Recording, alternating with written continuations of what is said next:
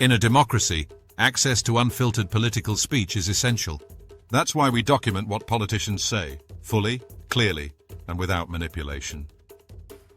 Subscribe to our channel for authentic political content. Because understanding starts with listening. Leader of the opposition, Kemi. Mr. Speaker, 3 weeks ago, the winter fuel policy was set in stone. 2 weeks ago, the Prime Minister U-turned. Today, the Chancellor is rushing her plans because she just realised when winter is. So, on behalf of the pensioners who want to know, can the Prime Minister be clear with us here and now?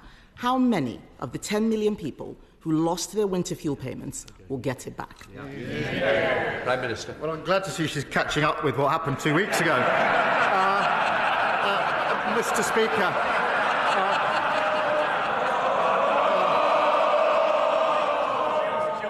Mr. Speaker, at the budget, we took the right decision to stabilise the economy because of the £22 billion black hole that lay left.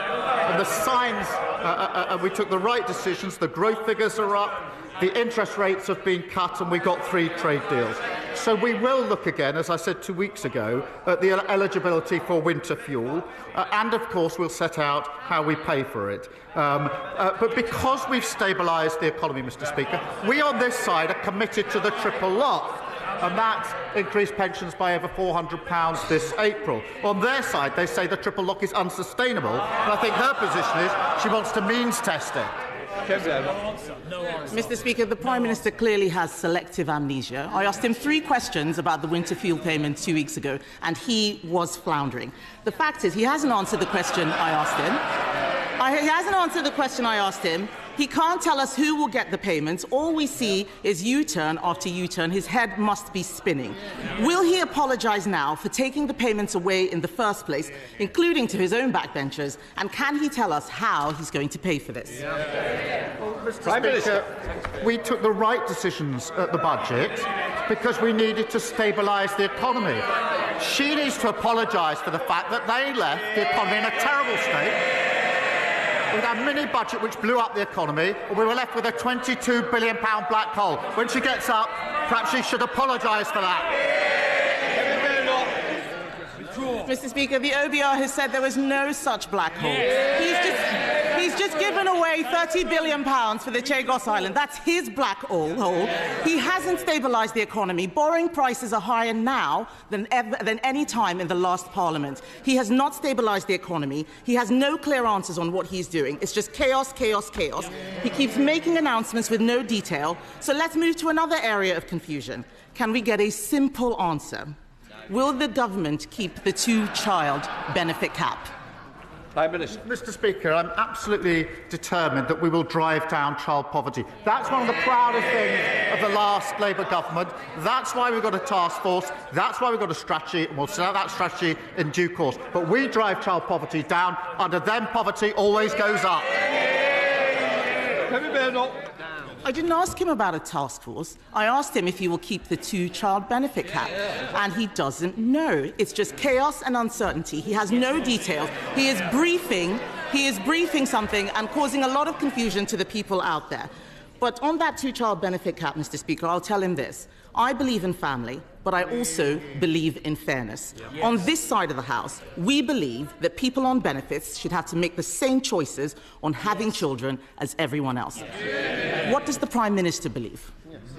Mr. Speaker, I believe profoundly in driving down poverty and child poverty. That's why we'll put a strategy in place. But she talks about head spinning. There's only one leader, Mr. Speaker, who's been praised this week by the Russian embassy. And if she carries on echoing Kremlin talking points like this, Reform are going to be sending her an application form for membership. Mr. Speaker, I asked the Prime Minister what he believes in. He had to look in his folder to find the answer. His MPs behind him know what they believe in. He doesn't know. Mr. Speaker, he has been in government for nearly a year. It's only going to get harder. It's only going to get...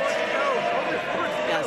He's been in government only a year. It's only going to get harder and harder. The canned forced laughter, the planted questions, all of this is going to disappear because at every single point,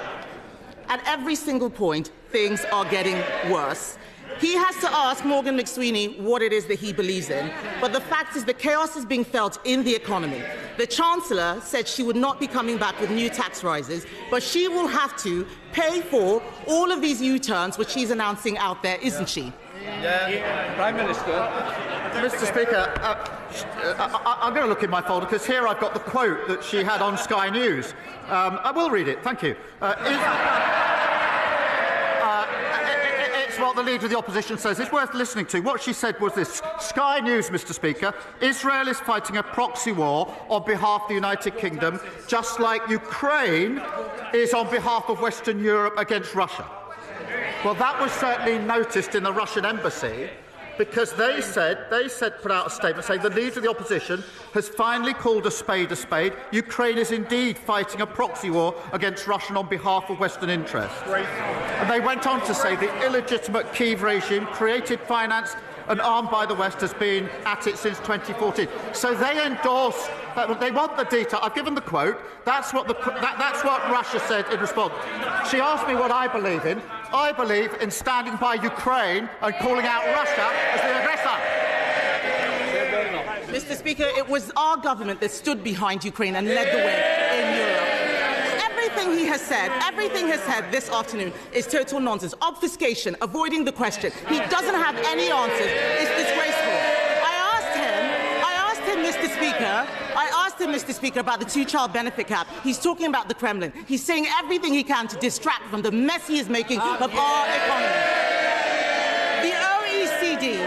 The OECD has downgraded growth for the next 2 years. He can't rule out tax rises. The police chiefs are saying they don't have the money they need to keep the public safe. Just as he's releasing more criminals onto the streets. His cabinet are squabbling with each other. They've said that they've lost control of the borders, but he still managed, Mr. Speaker, to find £30 billion to give away the Chagos Islands. This is total and utter chaos. 2 weeks ago, he was crowing about his historic trade deal and how he got 0% tariffs on steel. Now the steel industry will face 25% tariffs unless he does exactly what President Trump tells him to. It is chaos, chaos, chaos. And isn't the root of the chaos, Mr. Speaker, that it is about this Prime Minister, his decisions and his judgment? Thanks for watching. If you want to keep up with what's really being said in politics, make sure to subscribe and turn on notifications. We bring